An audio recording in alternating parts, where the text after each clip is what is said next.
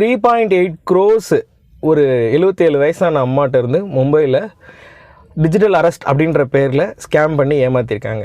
இது இப்போ எல்லாருக்கும் இந்த கால்ஸ் இப்போ எனக்கெல்லாம் பார்த்தீங்கன்னா ஒரு நாளைக்கு 2-3 கால் ஒரு அப்ராட் நம்பர்லேருந்து வந்துக்கிட்டு இருக்கு.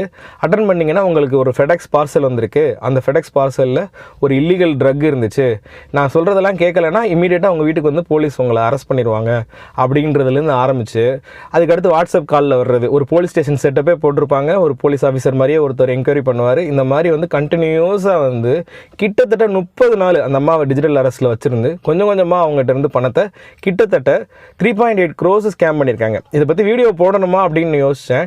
ஏன்னா இது வந்து ஒரு 6 மாதம் 1 வருஷமாக நடக்கக்கூடிய விஷயம் தான், இது எல்லாருக்கும் தெரிஞ்சிருக்கும்னு. பட் போன வாரம் கூட நீலகிரியில் 2 பேர் ஏமாந்துருக்காங்கன்னு பார்க்கும்போது ஓகே இந்த அவேர்னஸ் மெசேஜ் ஸ்ப்ரெட் பண்ணுவோம்.